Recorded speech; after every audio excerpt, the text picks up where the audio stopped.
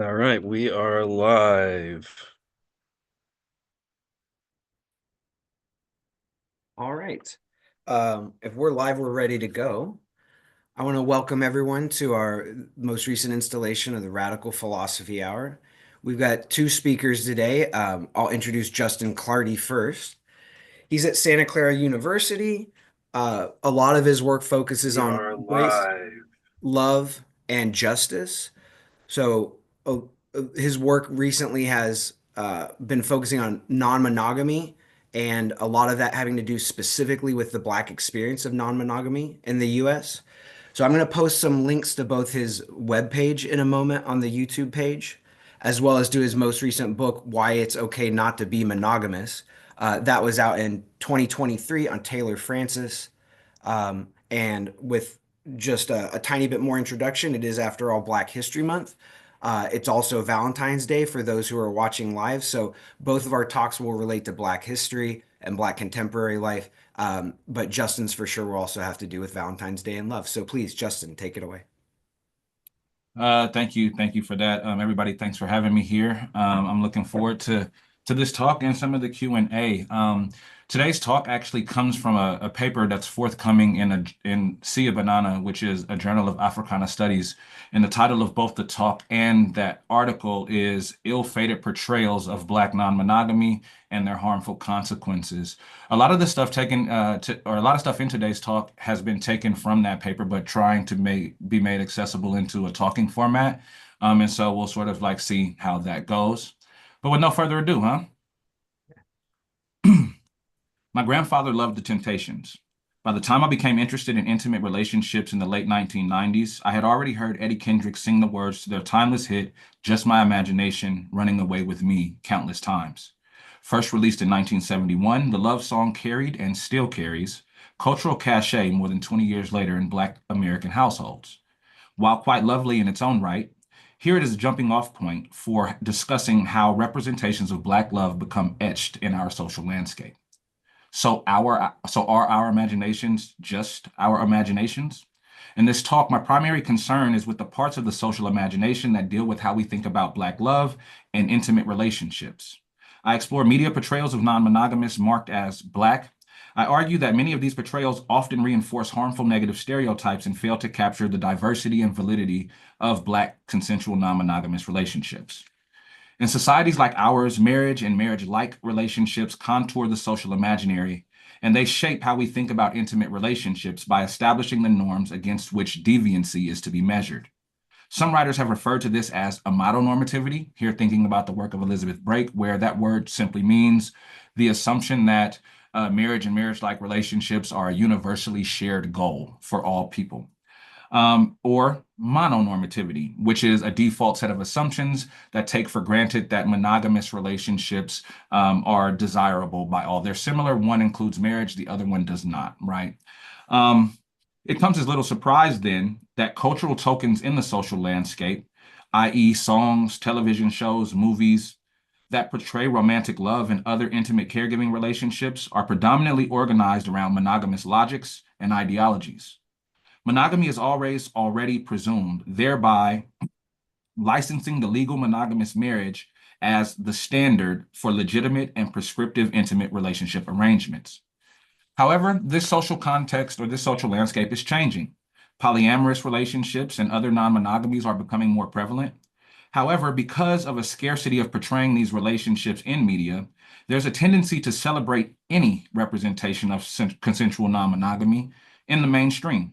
So when Big Love, this HBO hit show, came out in 2006, folks talked about why polygamy might or might not be an acceptable form of relationship, while relatively little was said about the shows featuring a predominantly white cast that was middle class and Mormon, for example.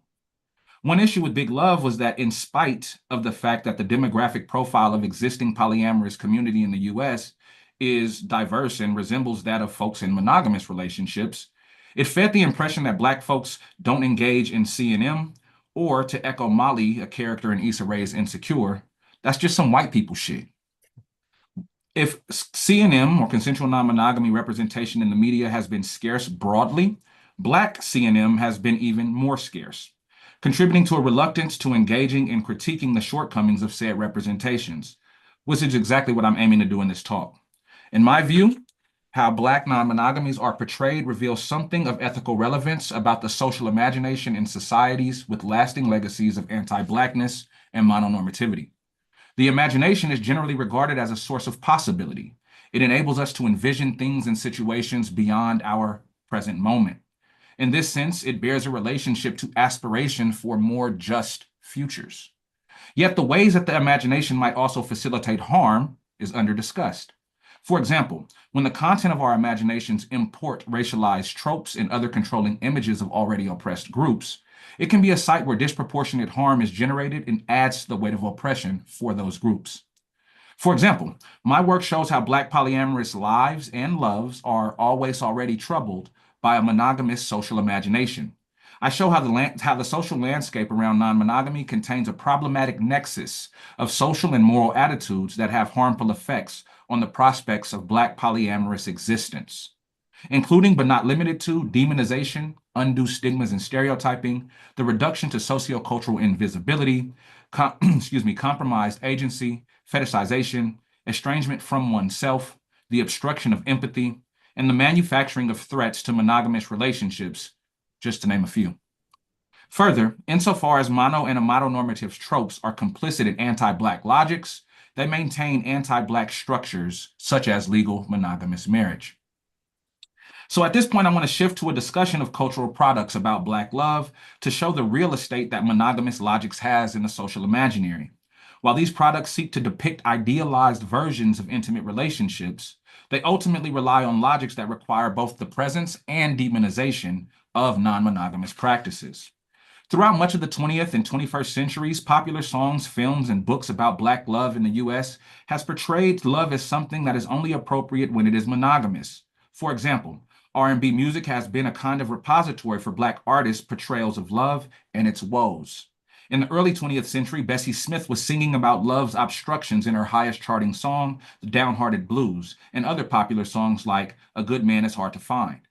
Etta James's 1960 classic, At Last, celebrates love's union at last with their one true love. The epigraph to this article that I'm drawing from is from The Temptations, and it imagines a monogamous love with the object of one's limerence. In 1992, when popular R&B artist Mary J. Blige dropped Real Love, she was searching for someone to find her every need, or to satisfy her every need.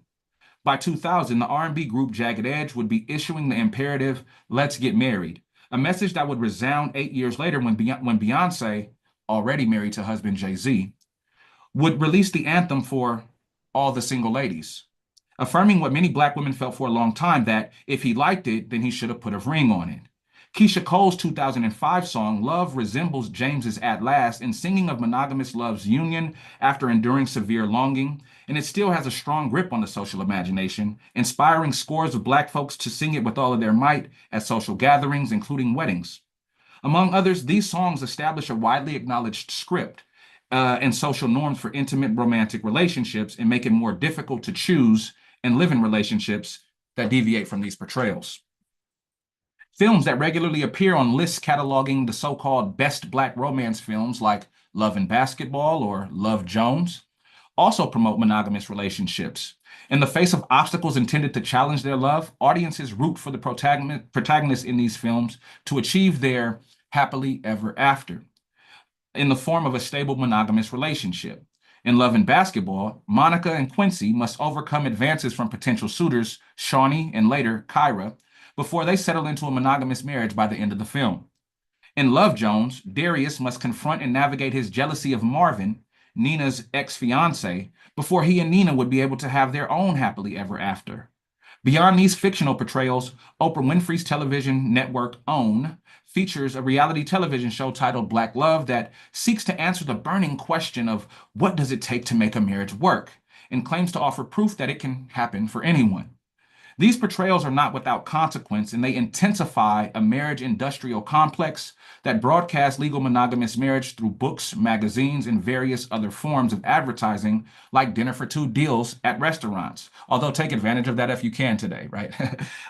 The promotion of monogamous marriage and marriage-like relationships shape the material and socio-ontological boundaries of intimate relationships, and which relationships get to count as being real. Portrayals of love as monogamous and leading to monogamous marriage generate controlling images that help shape the differential treatment between these and other kinds of intimate relationships, and it justifies their subjugation through a kind of opposition or negation. In other words, by defining what they are not. Perhaps the most common example is cheating. Although we can think about non-monogamous relationships existing on a spectrum of, say, more or less ethically practiced, say, an egalitarian polyamorous relationship on one side and cheating and adultery on the other, most dominant portrayals of non-monogamous relationship dynamics focus on the cheater or otherwise non-consensual non-monogamy, as if these are the only forms that non-monogamous dynamics take on. As a result, the mark of the cheater is used as a threat to push individuals to conform to monogamous behavior and monogamous appearances. In other words, the force that marriage and marriage-like relationships have is partly generated in their ability to be contrasted with non-consensual, non-monogamous ways of relating. Take Shirley Brown's popular song, Woman to Woman, for example here. In the song, Shirley reaches out to Barbara not with a direct threat, but with a message that leaves room for multiple interpretations. Shirley's repeated emphasis on her love for the man, coupled with her uncertainty about Barbara's response, suggests a potential openness to negotiating a C&M relationship rather than a straightforward demand for Barbara's exit. Thus, the song's ambiguity challenges the assumption that non-consensual beginnings must result in the termination rather than a transformation into something more like a consensual dynamic. In other words, this trope masks the complexities of relationships that may transition from infidelity to C&M, limiting the discourse around the nuanced and complex realities of how some C&M relationships emerge from context of non-consensuality, yet may evolve into ethical arrangements.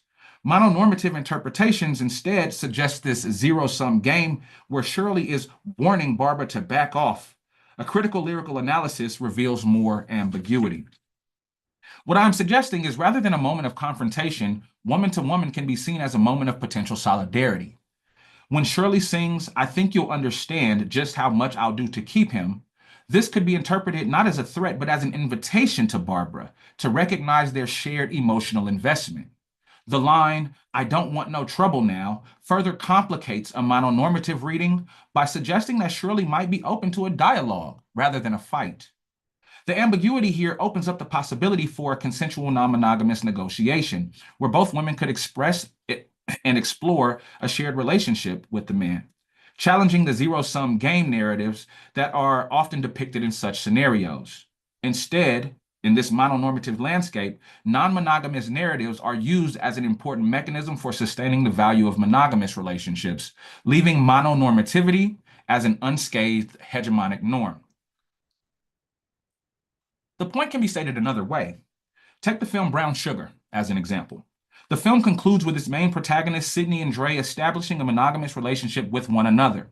For these lovers, their relationship brings a resolution to intimate affections they've had for one another since bonding over hip-hop music in their early childhood.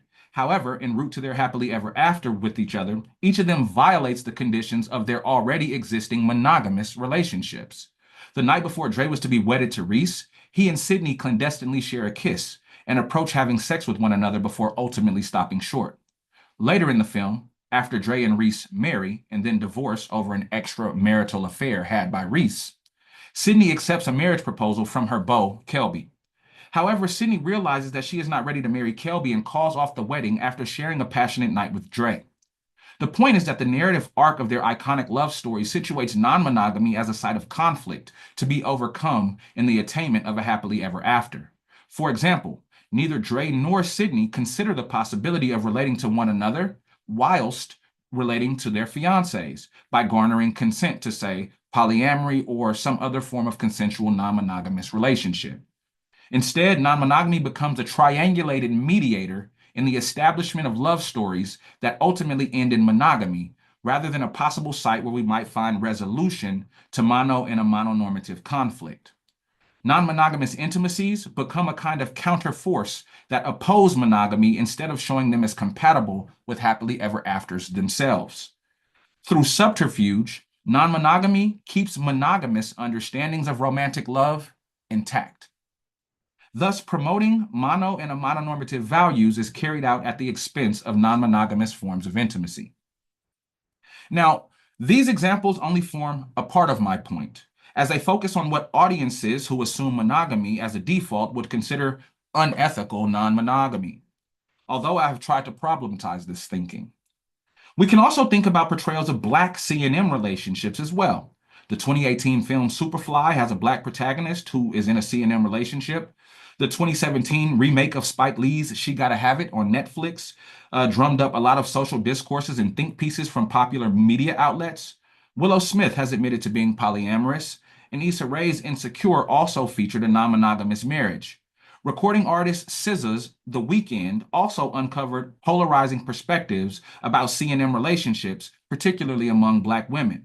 Ray Lavender's song, My Girl Got a Girlfriend, is about a man discovering that his girlfriend has a sexual relationship with another woman, which initially surprises him, but ultimately excites him, leading to a consensual and playful exploration of their non-monogamous situation.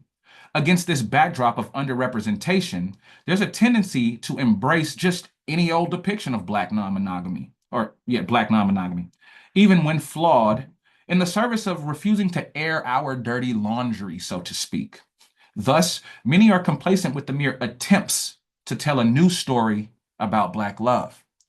A closer look at Black C&M portrayals, however, reveals how many of these portrayals reinscribe problematic stereotypes and tropes of Black C&M. For example, the television show Seeking Sister Wives and From Couple to Throuple perversely frame Black non-monogamists as hunters by focusing on the search for third parties, whether for romantic, relational, or sexual purposes. Specifically, Seeking Sister Wives frames Black non-monogamy in an exclusively polygynous context, where it is okay for a man to have multiple wives, but women cannot take on additional husbands, or the framework of polyandry, for example.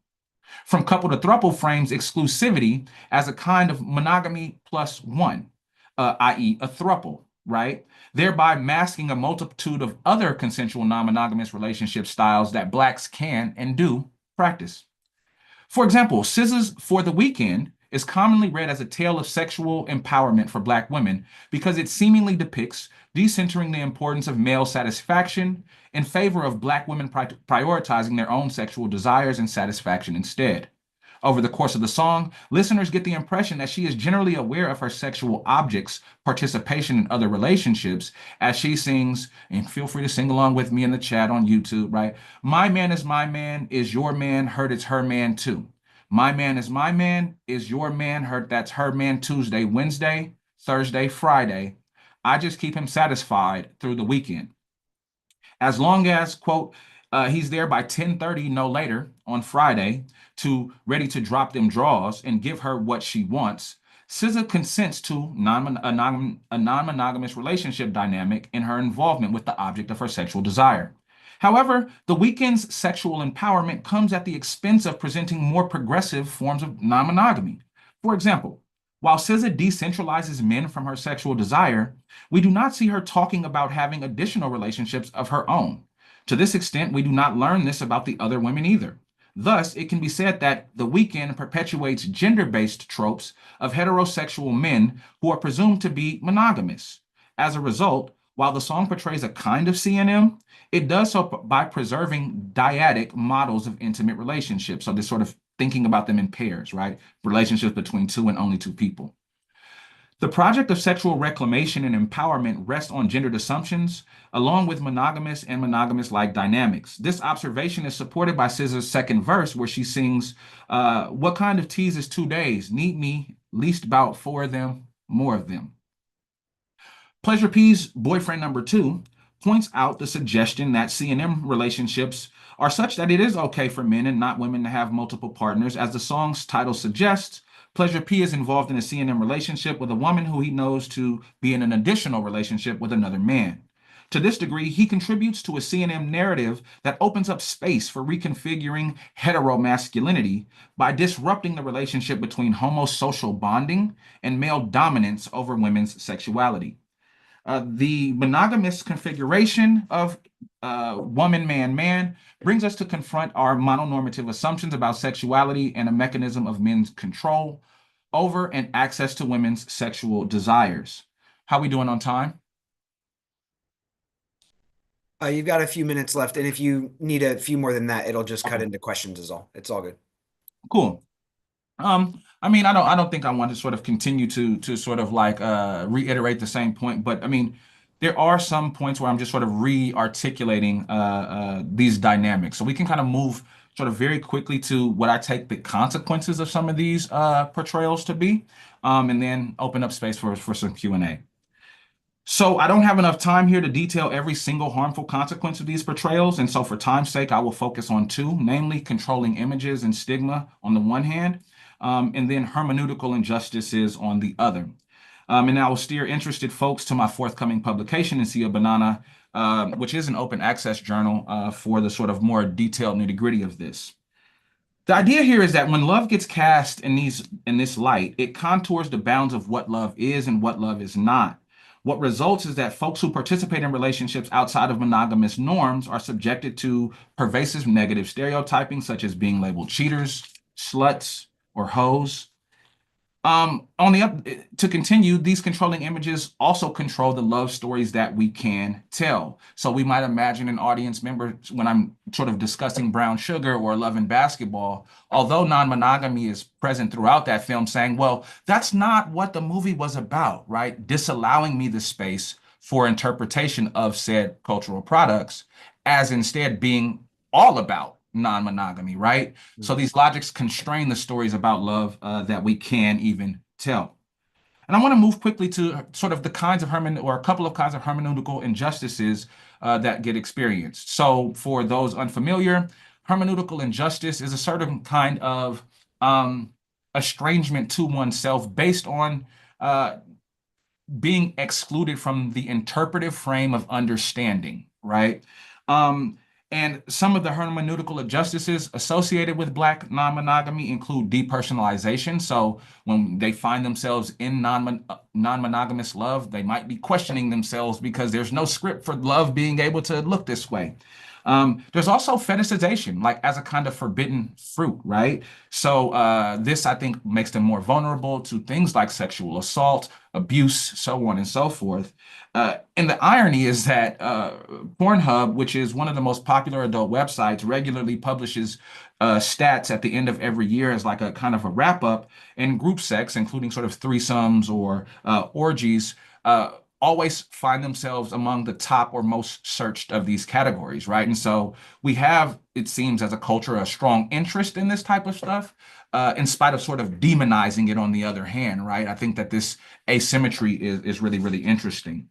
And this fetishization is also sort of included when, for example, friends might want to hear about all of the exciting polyamorous or non-monogamous gallivanting when it is sexual, for example, but don't want to show up to support their friends to help them do the emotional work of the day-to-day relating that non-monogamy involves. And these are just a few injustices or consequences, to name a few. I look forward to hearing questions and comments that people have. And I encourage you to check out the full piece in Sia Banana Journal of Africana Studies. That's great, Justin. Thank you. Yeah. If you don't mind, I'd like to start out with a question, and obviously Jake or Ryan, if you all have comments or questions too, we'd be happy to hear those alongside anything in the chat. So if I heard you right, part of what you were hoping for, well, part of what you established was that non-monogamous relationships are constantly not only in reference to monogamous relationships, but often at the sort of narrative level are used as something overcome. And so then they're sort of not only defined by reference to that, but they're sort of used in a way to just talk more about monogamy. Yeah. And so if I heard you right, part of your hope was letting ethical non-monogamy and other forms of relationships be defined on their own terms. Um, is that do you have any traction in that Yeah. direction yet, or is that like no, that's the long-term Yeah. project we're working towards? Because obviously that seems like a heavy lift, right? Yeah.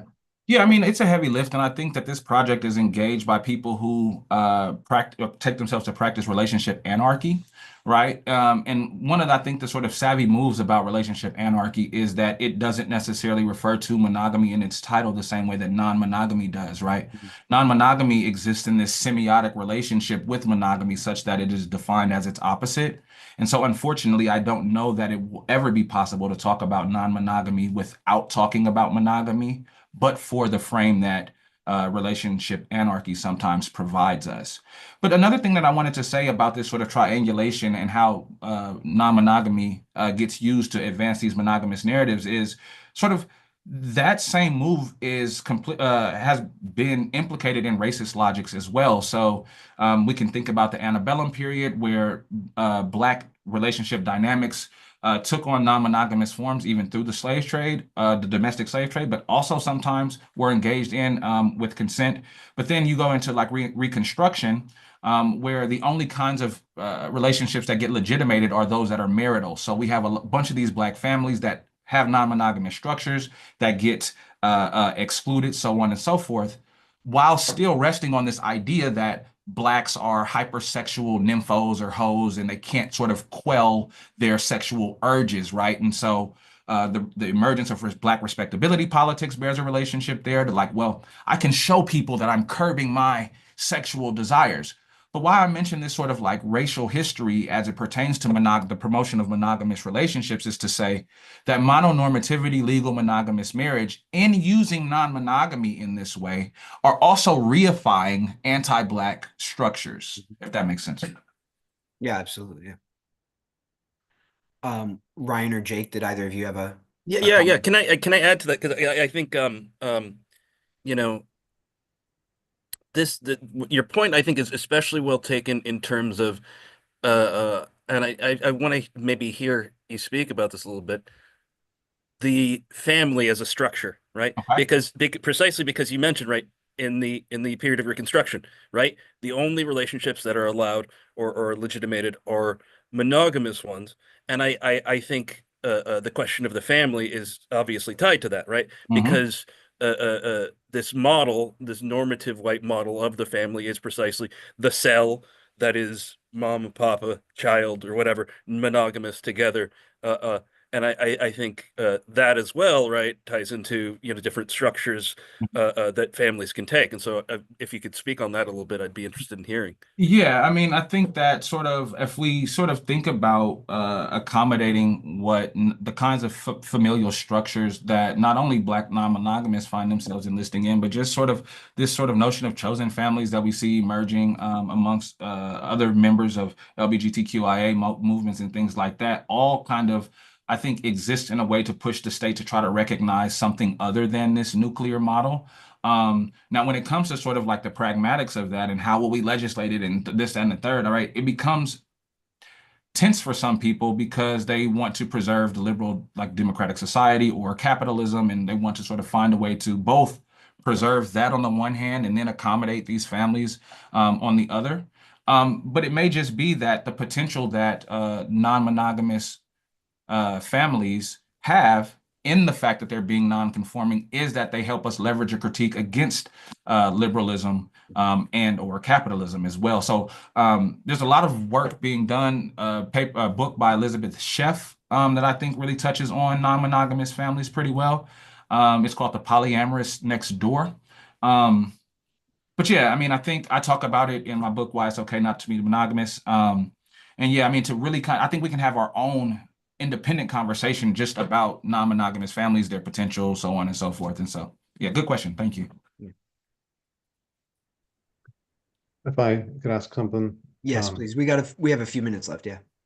I think it's really interesting angle and topic you're taking here, Justin, because for me, is how other questions that are assumed are now taken up. I'm thinking of like a possession of ownership. Exactly. of stasis, of movement, and all these different things. And I'm, but I'm wondering also about the historical trajectory of this, Okay. and particularly the musical historical trajectory, because you talk a lot about more recent music. And I'm thinking about Angela Davis's book on blues women, Mhm. and how in that book she talked about blues women as finding a new kind of sexuality. For the first Mhm. time, they could actually choose their sexual partners. And actually performance of blues and the early blues as this polyamorous multiple partners and multiple sexual with multiple sexual identities, not just men, women, and others. And so the blues in this early way as engaging these questions that Mhm. you're talking about, like possession and ownership and stasis and movement. And so I'm wondering if you engage the history of music as well, not just the blues, but of course she engages a lot of jazz and other forms too. And if you don't, maybe what would you think about that? Or if I could ask you to improvise. Yeah, well, I don't know how well I'll do at improvising, but for to say I haven't encountered that resource, thank you for sharing it. I'm excited to take it to look at it. And I guess by way of improv, one thing that I'll say is I'm particularly curious in how she does meet the blues, in particularly spaces for agency, right? Because I mentioned that, I didn't get to like talk a whole lot about my theory on the imagination, but I did mention that, look, the imagination is in some senses tethered to our aspirations for more just futures. And when I think here, I think about the work of Cornel West, who also focuses a lot on blues and jazz, but they go to those spaces to extract narratives of Black agency present within it. Um, my own thinking at this present moment is a bit more influenced by the thinkers that come out of the tradition of Afro-pessimism, where these questions of agency are a bit more complicated than merely looking and saying, well, look at this one blues song as, or the life of this one particular, blues man or blues woman, and say, well, look, here we find possibility for extending these sorts of practices, maybe universally or maybe just more liberally, so on and so forth. So much of, I think, the agency for that is constrained by this imagination. So I'm talking about us not really having the capacity to imagine beyond, right, monogamy in a sense. We might think, well, you wrote this paper, Justin. What if we just get a whole bunch of like new portrayals of Black non-monogamy that, help inform, the social imagination, so to speak. But like I was just saying, in relation to Bartholomew, right? If we sort of take that seriously, what it will mean for capitalism, what it will mean for liberal democracies, what it will mean for these things, I think is something that folks don't necessarily want to confront. So am I particularly hopeful that folks will, I don't know, take up their artistic bags and try to accommodate my critique in what they create going forward? Probably not. Absolutely not, right? I mean, I think that there are stakes and investments in preserving or continuing to constrain this landscape of what love and possibility, uh, what love is, and ultimately, to borrow from a colleague of mine, what love could be, right? So, yeah, so that's what I think I'd approach Davis's work on blues women sort of like with an eye toward. But I'm excited to tap into it for real. Thank you for that. And what a lovely transition that will be to Ryan's own paper. That excellent response to his excellent question. So next, our next presentation is going to be by Ryan Johnson. Um, his work in years before, a lot of it was on Deleuze and Epicurean and Stoic philosophy. But within the last few years, his focus has really sort of tightened up on issues of race. And particularly, some of his more recent articles have dealt with Emmett Till, the work of Christina Sharp, also authors like Baldwin and Richard White, and W.E.B. Du Bois. So I'm excited to see how those are obviously themes and figures that might show up today. He's going to be talking about John Brown specifically, but I'll let him introduce his paper himself. Ryan, please take it away. Yeah, thanks so much. Thanks Jake and Chris and the Radical Fossil Association. And great to be with you, Justin, and talking to you. So I'm going to read a bit and then I'm going to pull something on the screen so we can read it together. So my current book project is called The John Brown Suite. And this is the second time I've been sharing this publicly, so I'm a bit nervous and eager to hear your thoughts. But first, who is John Brown? He was a radical abolitionist born in 1800 and killed in 1859, the first American executed for treason. While there have been several histories and biographies on him, there has not yet been a distinctly philosophical account, so mine will be the first. Given how his life sheds light upon the deepest moral, social, and political problems of recent history, and given the myriad ways he touches upon classic philosophical questions, I think it's a bit shocking that so few philosophers know much about him beyond his name. Now for the strange part, at least for some philosophers. I'm organizing this book as a jazz suite. In particular, John Coltrane's Love Supreme. I'm even working with 4 musicians to create a corresponding album of music. But to frame things, here's a sketch. Chapter 1, Coltrane's Acknowledgement, is the story of becoming John Brown. His abolition education and study of Marronage, Black Revolution, and enslaved resistance. Chapter 2, Coltrane's Resolution, shows Brown reckoning with his subject position as he began living in Black communities, increasing his Underground Railroad work, and led anti-slavery battles in Bleeding Kansas. Chapter 3, Coltrane's Pursuance, turns to the raid in Harper's Ferry, his use of mountain guerrilla warfare, envisioning a subterranean passway running through the Appalachians designed to sabotage slavery. Chapter 4, I diverge from A Love Supreme. Rather than Coltrane's psalm, I cast the weeks between Brown's capture and execution as the writing of an apology in the tradition of King, Davis, and Socrates. Chapter 4 thus flushes out the Socrates-John Brown connection in 4 parts. As the Euthyphro attempts to define piety and justice set in the weeks before the trial, I show Brown discussing how he performed God's work and fought for racial justice. As Socrates in the Apology answers his accusers at trial and defends his philosophical career, Brown answers his accusers at his trial by defending his radical abolitionism and political violence. As the Crito discusses justice, injustice, and Socrates' refusal to escape from prison, Brown's post-trial period was a mass letter-writing campaign and series of in-prison discussions with visitors about equality and inequality, and he too refused attempts to help him escape. But I want to talk only about the 4th section of the 4th chapter. As Socrates in the Phaedo discusses the afterlife, immortality of the soul, and then is executed, Brown's final days were spent discussing the ongoing fight against slavery, eternal principles of universal emancipation, and then was hanged to death. So there are 4 parts of this 4th part of chapter 4. Part 1, Phaedo, or only hanging a few moments by the neck.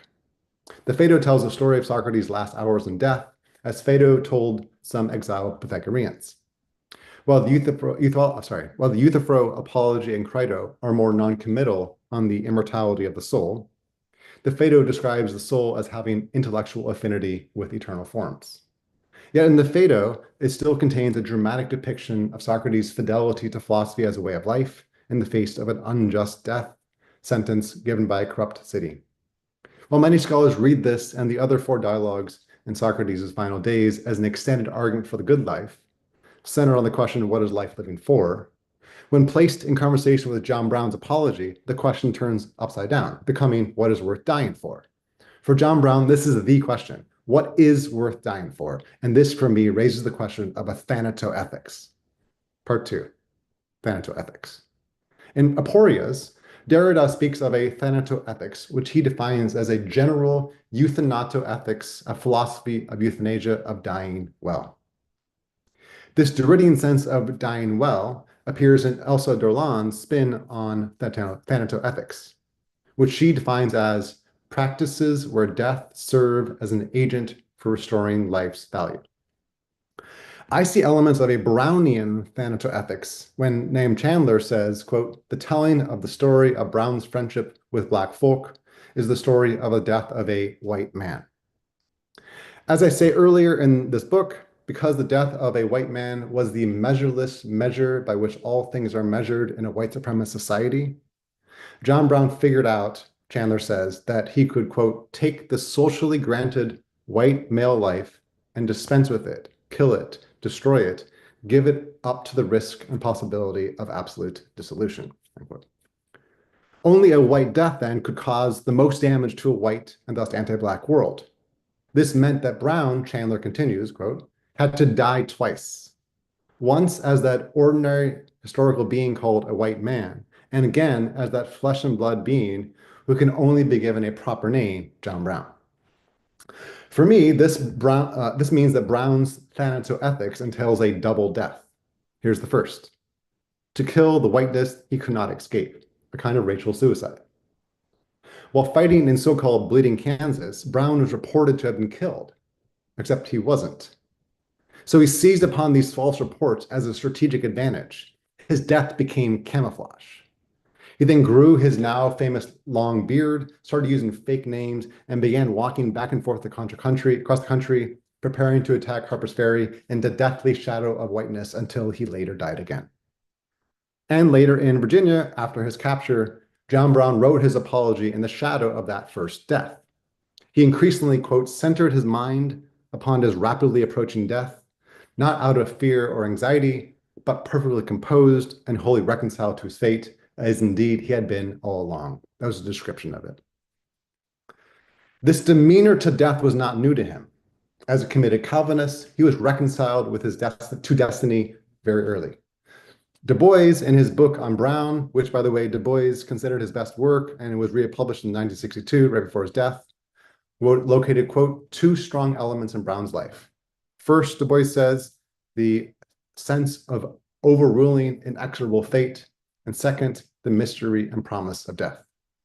For Du Bois, few were as prepared to die as John Brown, and almost no other white person was as committed as Brown to giving his death for Black liberation, not just once, but twice. Unlike Boethius, then, Brown needed no consolation in prison. In fact, Brown felt indebted for the opportunity to die and fight for the enslaved. He was grateful, quote, to be permitted to pay the debt of nature in defense of the right and God's eternal immutable truth, which is radical equality. Hence, John Brown's final days were filled with a sense of appreciation so deep that it exceeded words.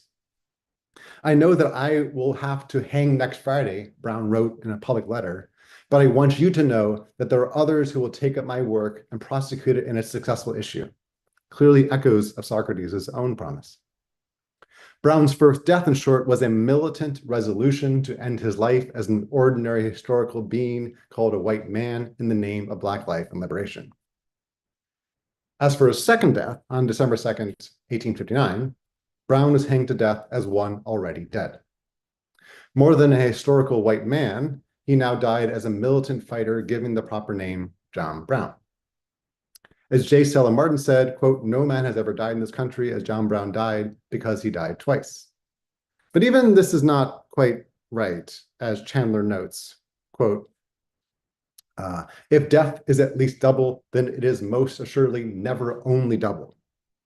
There is perhaps no better example of this generosity of the double, of the excessive giving that arises within the space of absence than the narrative of the deaths of lives of John Brown. That's Chandler. And this more than double death is captured in that infamous song, which we all know, John Brown's body lies a moldering in the grave and his soul goes marching on. But here's my point. In the multiple deaths of John Brown is located a thanatoethics of a militant, radical, white abolitionist. Socrates says that philosophy is learning how to die, and John Brown knew how to die and die more than once. Part 3. But what does this thanatoethics look like, and why is it philosophically interesting? To begin, it involves surveying the non-limits of whiteness, and non-limits in the sense of what George Yancey talks about, not having limits. As an experienced land surveyor, John Brown had surveyed the literal and metaphorical geography of a white world, measured racial economics, and discerned that his white male life was the most valuable in that land. In light of this knowledge, to say he knew how to die, and multiply so, is to say that he knew how to sacrifice himself for Black life and liberation. Brown repeatedly said he could, quote, accomplish more good for the slave by hanging from a Virginia scaffold than William Lloyd Garrison did in 30 years of peaceful agitation.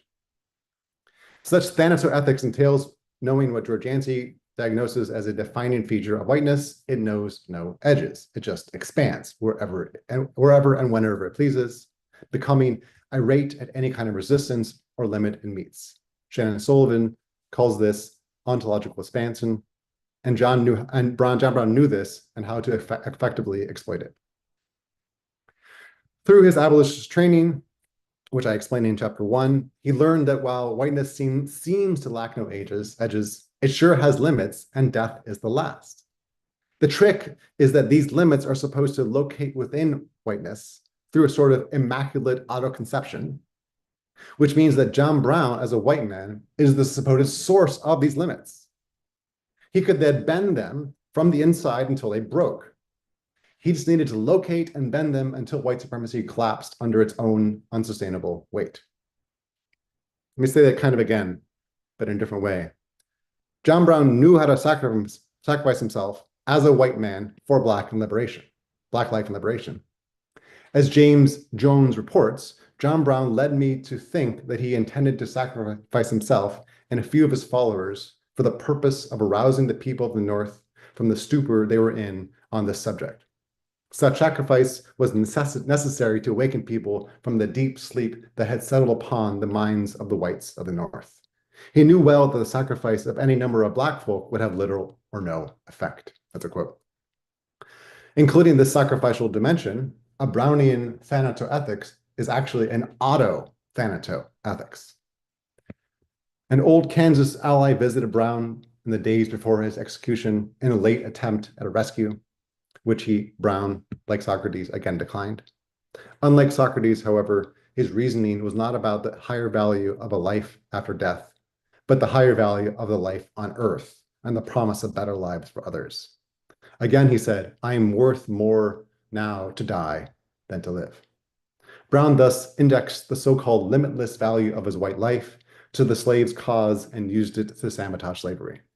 His more than double death had one dual aim: radical equality and universal emancipation. All right, part 4, final wishes and last words. With that sketch in hand, I want to conclude with a comparison between Socrates and Brown's final wishes and words. I've always found Socrates' final wish tantalizing, as many of us have. He says, we owe a cock to Asclepius, making this offering to him, and do not forget. So why this rooster? John Brown's final wish was also intriguing. He said, quote, find as good of a Bible as can be purchased at some bookstore in New York or Boston at a cost of $5 each, and give one to each of my family members. But let's compare these two wishes. The first similarity is that both concern religious action. Socrates' request to sacrifice a rooster to a god of healing and medicine seems so curious that it is funny, especially as it has confused the all too serious philosophers for millennia. What is curious about Brown's wish is that despite his own devoted Calvinism, only one of his 20 children was Christian, and none of his men at Harper's Ferry were practicing believers. Hence, the common depiction of Brown as a religious fanatic is laughable. Brown's final wish, however, was not the last thing he wrote. The morning that he was to be hanged, outside of the jail in Charleston, Virginia, as the streets were packed with thousands of soldiers bracing for a final escape attempt or slave revolt, everything was eerily quiet. Inside the jail, where Brown was held for 40 days, guards were also silent and pensive. One guard later reported that John Brown sat, quote, writing at the desk, with the morning sunlight pouring through the window, bathing the old man in its aura wrapped in reflection. At the center of this somber silence, Brown was utterly cheerful. He had the town, country, and much of the world on edge, and he was delighted to exploit every second. When it came time to walk to the gallows, Brown called over a guard and handed him a note. Despite their diametrically opposed views, Brown and this guard had developed a rapport in which Brown expounded the power of abolitionism. To the Southerner, Brown told the story of Toussaint Louverture, who ranked him with Socrates and Martin Luther. Days before, the guard had asked for Brown's autograph, which was what he was expecting when John Brown handed him the piece of folded paper. Yet when he opened the paper, there was no signature. Instead, he wrote this, which I want to share. Can we all see the I am John Brown? No. All right. So I'm going to read it, and then I'm going to read through it slowly with you. So I, John Brown, am now quite certain that the crimes of this guilty land will never be purged away, but with blood. I had, as I now think, vainly flattered myself that without very much bloodshed, it might be done. Reading this always floors me. I've read it many times, so to close out, I want to read it with you. So let's read it very carefully, like a Nietzschean anecdote or line of Audre poetry. The first thing I notice is the evocation of St. Paul's words. Almost all things, Paul wrote, are by law purged with blood. Without shedding blood, there is no remission. Like Brown, Paul wrote these words from prison shortly before he died. Hence, to the respective last days, both Paul and Brown still sought to learn and affirm God's plan. The second thing I notice is John Brown's usually unusual style. As if writing and thinking with a grammar all his own, one that has yet to be deciphered, Brown expressed emphasis in strange ways. In everything he wrote, he randomly inserted semicolons, capitalized first letters, all without any apparent consistency. Just look at what the words he emphasizes here. I understand emphasizing guilty, land, or very much, maybe even certain, but why emphasize as, or think, vainly? Why these words? What is he emphasizing? And look at where he places the commas, colons, and semicolons.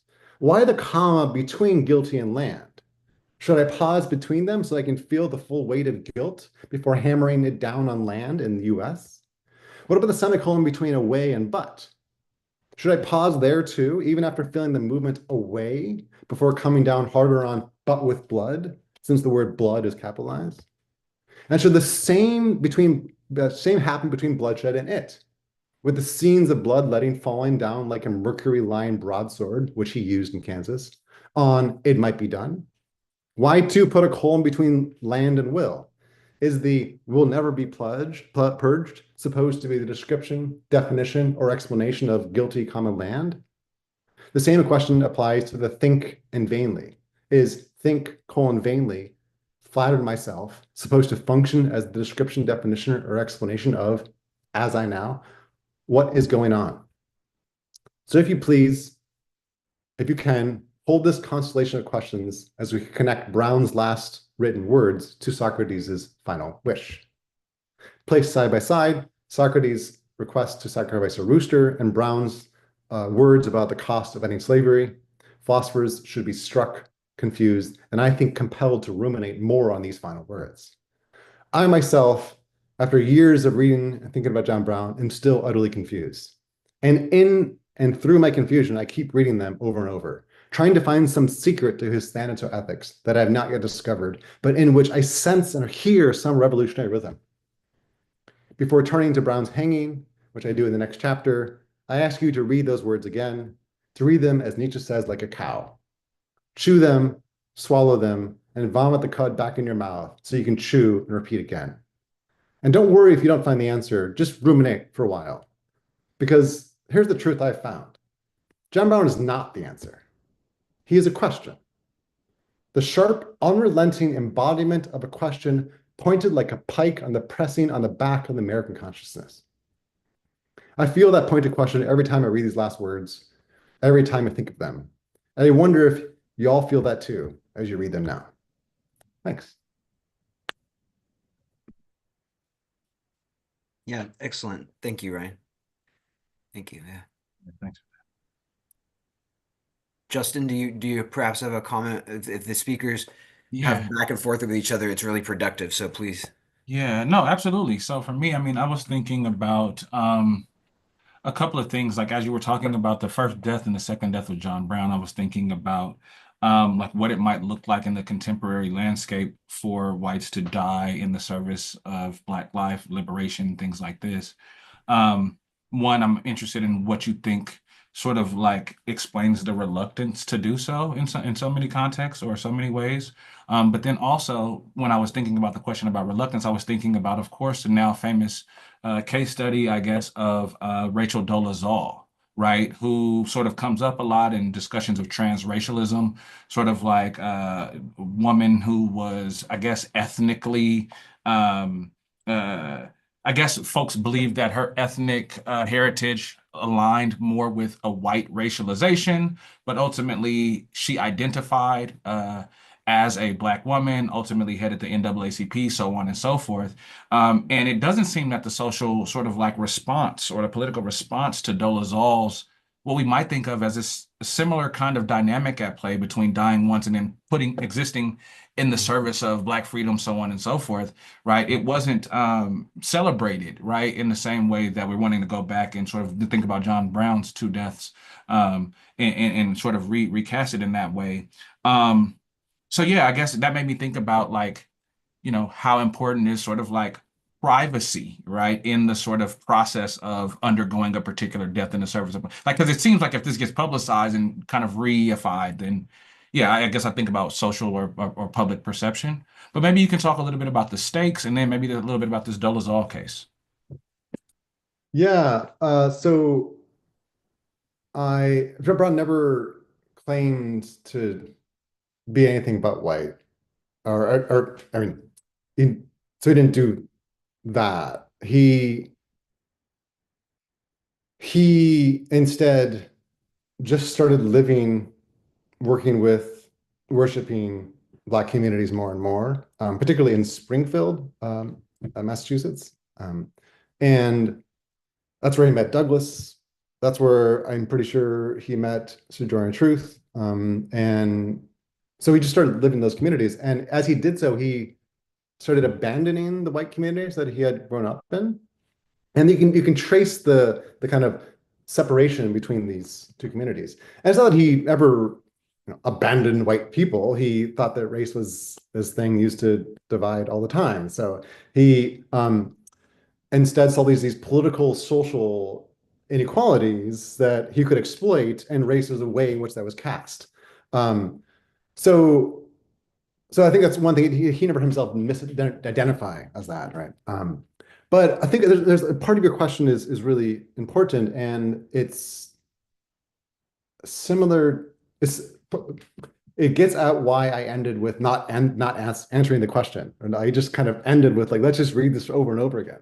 It doesn't really tell us what to do, and I guess that's part of my point, is that I don't think John Brown tells us what to do. I don't think John Brown is the model to follow. I'm not saying be like John Brown, because for him, it was so specific to his day. He spent 59 years determining how precisely can I use my position to promote equality and to end an atrocity.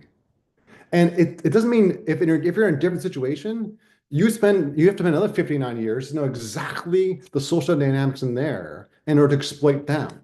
And so that, if anything, that's the lesson. It's don't be like John Brown. It's do the work of learning, of figuring out, of listening. And that's why early on I call him an apprentice to Black liberation traditions and Black revolution, stuff like that. Like shut the fuck up and learn for a lot. And out of that, you can develop strategies and tactics for doing that. And so I think that's an important thing to say, that I think John Brown is fascinating, but the lesson here isn't to be like John Brown. In fact, in my conclusion, I say, no, we got to be better. John Brown would be pissed if we were just be like John Brown. You have to be better. And so that's also why I'm hesitant to say anything like, well, what does it look like today? I think it's a question that pushes on the back of my head, and I can't look away, and I can't stop feeling it, and keep feeling that pressure without replicating what came before. Does that address? Yeah, no, that does I think that does a lot. I mean, I appreciate that example or sort of that explanation.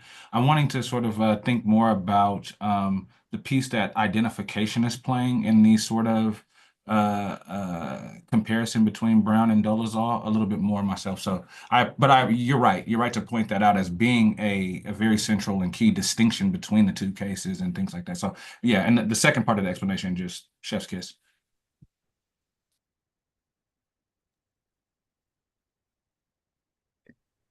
Yeah, just we've just got a few minutes left, and I didn't see any there's comments but not questions that I saw in the YouTube chat.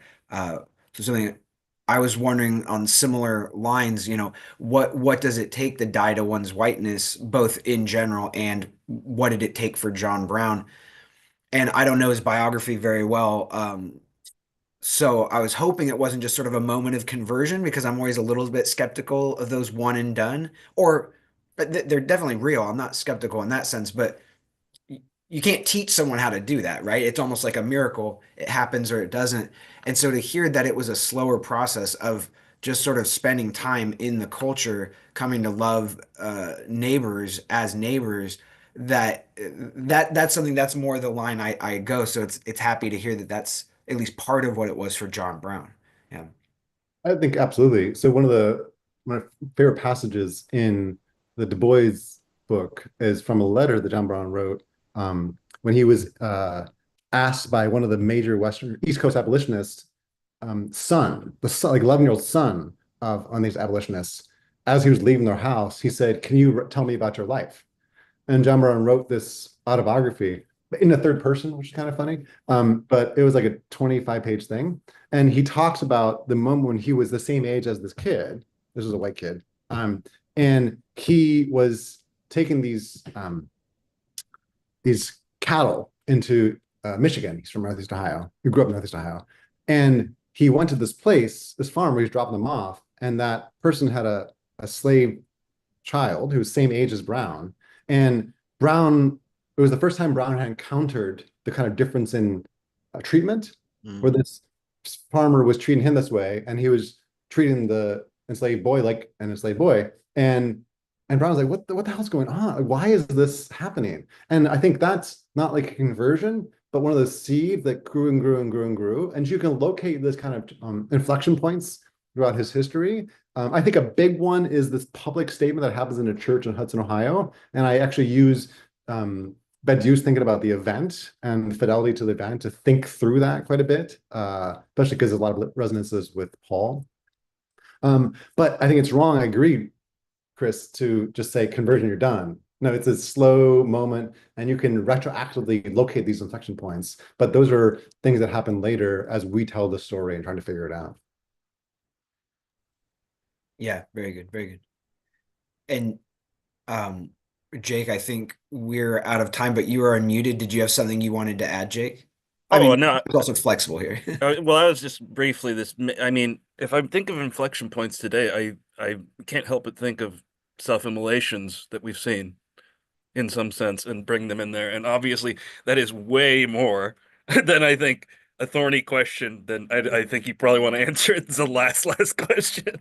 So let's just say that came to mind to me. Yeah. I'm locating these similarities in these cases and these kind of sacrifices in certain ways, and taking the attention on oneself to do this. Like these are really heavy things, and I think that we can analyze them and compare them, but also locate them in their singularity, in their historical context. Totally. Thank you. Yeah, excellent. All right. I want to thank both the speakers and also the Radical Philosophy Association for supporting the Radical Philosophy Hour. And this has been another great session in my view. So thank